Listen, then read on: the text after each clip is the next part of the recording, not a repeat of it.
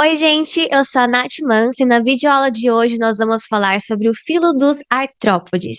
Eu sou uma estudante do segundo ano do ensino médio, então não sou uma especialista, tô só aqui compartilhando os slides que eu fiz no Canva com as informações que eu usei para estudar sobre esse filo muito interessante e diverso. Existem mais artrópodes no mundo do que seres humanos, tá, gente? É uma grande diversidade, existem muitas espécies, mais de 1 milhão de espécies já descritas de artrópodes, sem contar aquelas que nós, seres humanos, ainda não conseguimos identificar.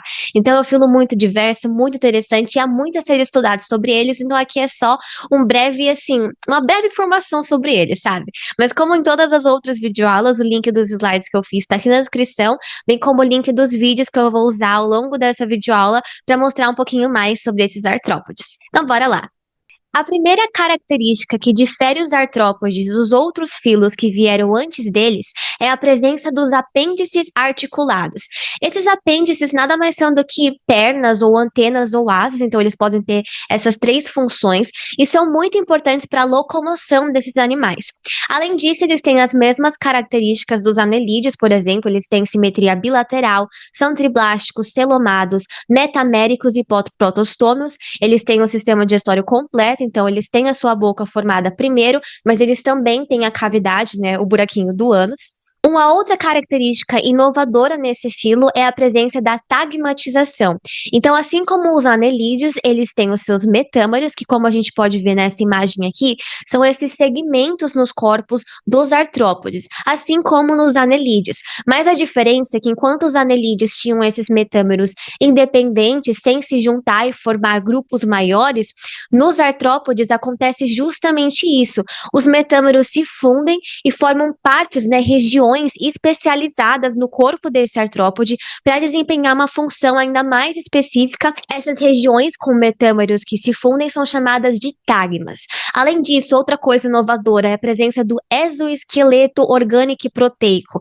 Todos os artrópodes têm esse exoesqueleto, que é formado principalmente por quitina, por isso ele é dito como orgânico e proteico. E esse exoesqueleto foi muito importante no estudo desses artrópodes, porque diferentemente dos anelídeos, que não têm esse exoesqueleto, então é difícil estudar a presença deles ao longo da história, então quando eles surgiram, o fato dos artrópodes terem esse exoesqueleto permite estudar quando eles surgiram, porque você consegue achar muito mais fósseis desses animais. Isso possibilita o estudo do seu surgimento no planeta Terra. Outro ponto de destaque é que os artrópodes estão presentes em todos os lugares do mundo, eles são adaptados aos mais diversos lugares de meio ambiente, porque eles passaram por um processo chamado de irradiação adaptativa. Isso significa que eles foram se espalhando pelo mundo e foram tendo sucesso em todos os lugares pelos quais eles passaram, e por isso eles estão em literalmente todos os lugares do mundo. Seus tamanhos são microscópicos até gigantes. Temos essa aranha aqui super fofa por causa dos olhos dela, né, no caso. Mas esse caranguejo aqui, por exemplo, tem mais de 2 metros, assim, de envergadura. Ele é enorme, inclusive comparado com esse homem aqui.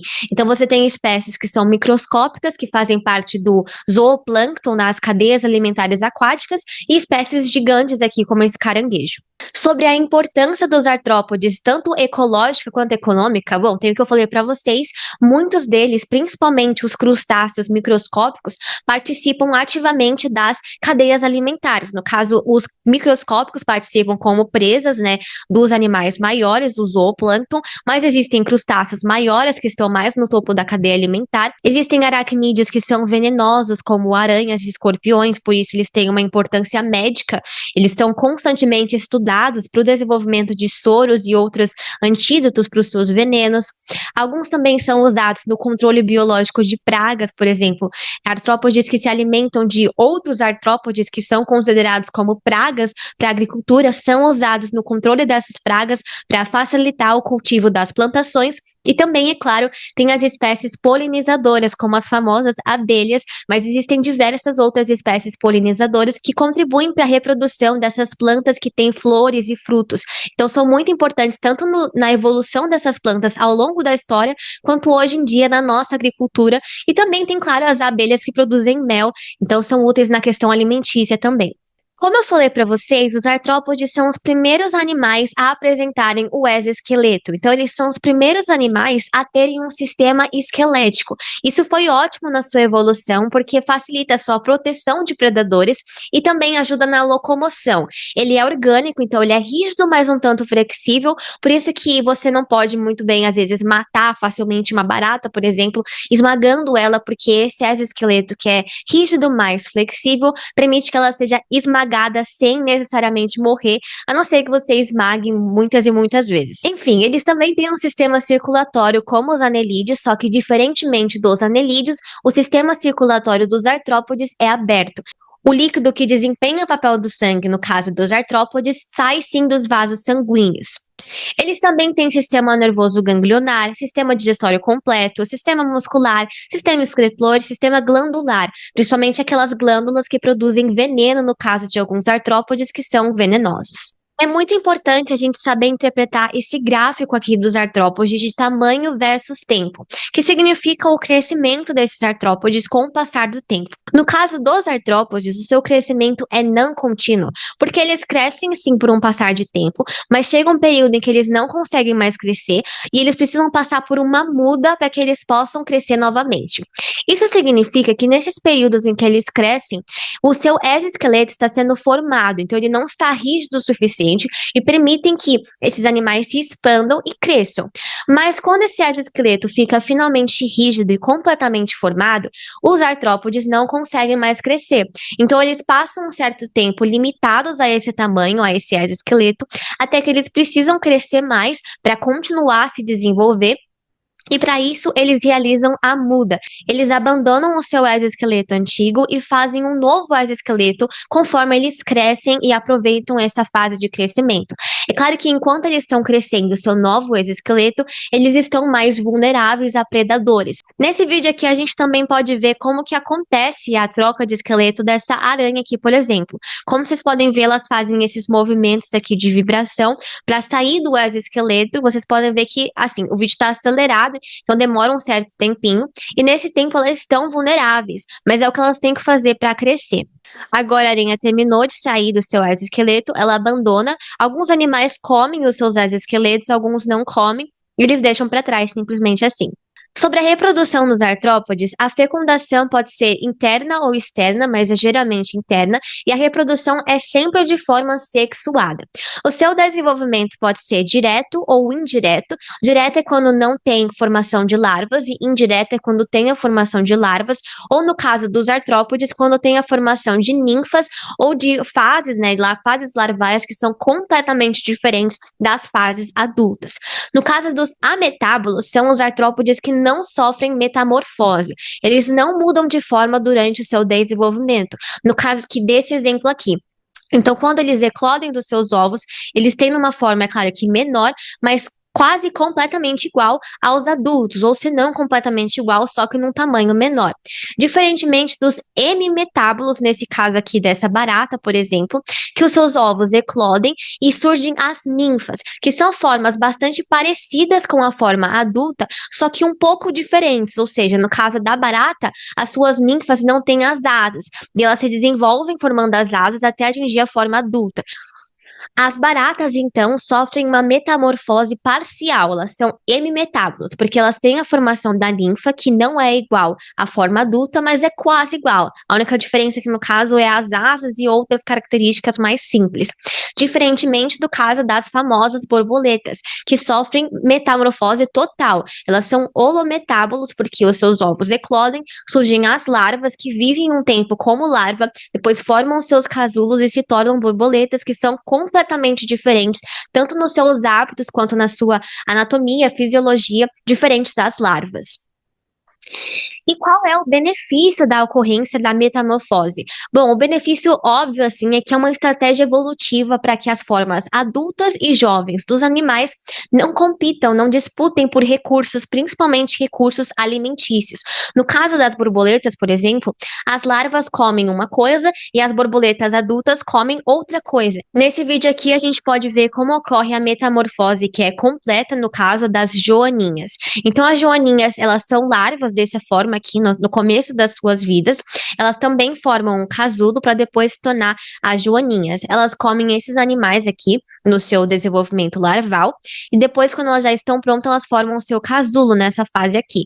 Passa o tempo e elas emergem como as joaninhas formadas, que são as famosas joaninhas que a gente conhece aqui. Agora a gente vai estudar um pouquinho sobre as classes principais do filo dos artrópodes. A primeira classe de estudo é os aracnídeos. Os aracnídeos têm seus principais exemplos nas aranhas e nos escorpiões. A gente pode ver nessa imagem aqui que os aracnídeos têm duas partes principais no seu corpo, né? Que é o cefalotórax, que meio que une a cabeça com o tórax, e o abdômen. Alguns deles têm o pós-abdômen, mas não são todos. Eles não têm antenas, e lembrando que as antenas, no caso dos artrópodes, fazem parte do sistema nervoso, então elas atuam como órgãos sensoriais para perceber tanto questões do olfato ou questões do tato também. Os aracnídeos têm 8 patas, ou seja, 4 pares de patas. Eles fazem respiração filotraqueal. Alguns fazem traqueal e alguns ainda fazem cutânea, mas em sua maioria eles fazem a respiração filotraqueal e a sua excreção ocorre através dos tubos de Malpighi ou também das glândulas coxais. Nessa imagem aqui a gente pode ver como acontece a respiração filotraqueal. Ela basicamente acontece a partir da entrada dos gases ou da saída, é claro, né, pelos estigmas, que são esses poros. Os gases passam pelas filotraqueias e as filotraqueias nada mais sendo que finas lâminas do tecido respiratório dos animais. Esses gases oxigenam ou retiram o gás carbônico da hemolinfa, que é o sangue desses animais. Então tem um envolvimento tanto do sistema respiratório quanto circulatório na respiração dos aracnídeos. As quelíceras são essas articulações que servem principalmente, elas podem ser equipadas com veneno, mas elas servem principalmente para defesa e para cortar o alimento fora do corpo desse animal. Então eles começam a cortar para facilitar a digestão fora do seu corpo. Já os peripaldos, que no caso dos escorpiões tem esse formato de garra aqui, isso simplesmente foi uma consequência da sua evolução, atuam como órgãos sensoriais e também órgãos de cópula. Então o macho usa os peripaldos para introduzir os seus espermatozoides nas fêmeas. Os aracnídeos são animais terrestres e não sofrem metamorfose, e sobre a sua excreção, é importante detalhar a função dos túbulos de Malpighi aqui. Nessa imagem, a gente tem uma imagem de um inseto, mas o sistema é basicamente o mesmo, então dá pra gente entender. Os tubos de Malpighi são esses túbulos aqui que estão conectados ao intestino dos animais e estão soltos na hemolinfa, que é aquele sangue que eu já falei para vocês. Eles retiram as excretas nitrogenadas da hemolinfa e levam essas excretas aqui para a região do reto, perto do ânus, e eles reabsorvem água e outras moléculas orgânicas que podem ser úteis, de forma a não eliminar essa urina com muita água, porque alguns aracnídeos vivem em lugares muito secos, então eles precisam fazer isso para que eles não mandem muita água na sua urina, então eles têm uma urina bastante concentrada. E eles mandam essa urina, essas excretas, junto com as fezes que saem através do ânus. Em alguns aracnídeos aquáticos também tem a presença das glândulas coxais, que são glândulas excretoras que estão presentes perto das pernas dos animais, por isso elas têm esse nome de glândulas coxais. Sobre os insetos, também uma classe muito importante, muito diversa, eles têm os seus corpos divididos em cabeça, tórax e abdômen. Eles também têm os túbulos de Malpighi para a excreção, mas uma diferença é que eles fazem a respiração traqueal e não filotraqueal. A básica diferença é que no caso dos insetos, os seus gases não passam pela hemolinfa, eles não passam pelo sangue. Então, o gás entra ou sai pelos espiráculos, que são esses poros aqui, esses pequenos orifícios, percorrem essa rede de túbulos traqueais, levam os gases diretamente às células, então é um transporte direto e bem rápido de respiração, e os insetos precisam dessa respiração rápida e efetiva porque eles voam, e o fato deles voarem requer muita energia das suas células, então essa respiração é a mais eficiente que eles tiveram ao longo da sua evolução para a sua sobrevivência. E o fato das células precisarem receber esse ar de forma direta limita o tamanho dos animais, porque as células precisam estar perto das traqueias para que a difusão de gases seja efetiva e rápida. Então, os insetos não conseguem ser muito grandes, porque se eles fossem muito grandes, as células iriam demorar para receber esse ar e eles não iam conseguir sobreviver. Nem todas as células iriam receber o ar na mesma eficiência, na mesma rapidez. Eles podem ter asas ou não ter asas, né? No caso, se eles tiverem asas, eles podem ser dípteros ou tritápteros, ou seja, eles podem ter 2 asas ou 4 asas. Eles têm 6 patas, todos eles. E sobre os crustáceos, eles também têm os seus corpos divididos em cefalotórax e abdômen, assim como os aracnídeos. Eles têm 4 antenas e podem ter um número variável de patas. Nessas imagens a gente pode ver um caranguejo e esses tatuzinhos de jardim aqui, que tem basicamente todo o jardim, que não é muito poluído no caso. Os crustáceos realizam respiração branquial, por isso a maioria deles vivem em ambientes aquáticos. Alguns podem ser terrestres, sim, e os caranguejos, por exemplo, que saem da água em diversas partes do ano, eles podem fazer isso porque as suas brânquias armazenam água e isso permite que essa respiração branquial continue acontecendo. E no caso dos crustáceos, a excreção é um pouquinho diferenciada. Eles têm essas glândulas verdes ou glândulas antenais, que são os órgãos responsáveis pela eliminação dos resíduos nitrogenados, principalmente a amônia, e os poros de excreção ficam perto dos olhos dos crustáceos. Alguns crustáceos também têm apêndices articulados especializados para limpar os seus olhos de sujeira, principalmente os olhos compostos, como vocês podem ver nesse vídeo aqui, desse caranguejo limpando os seus olhos aqui, super fofinho. E para terminar, existe uma superclasse dentro do filo dos artrópodes, que é a classe dos miriápodes. Essa superclasse contém as classes dos quilópodes e dos diplópodes.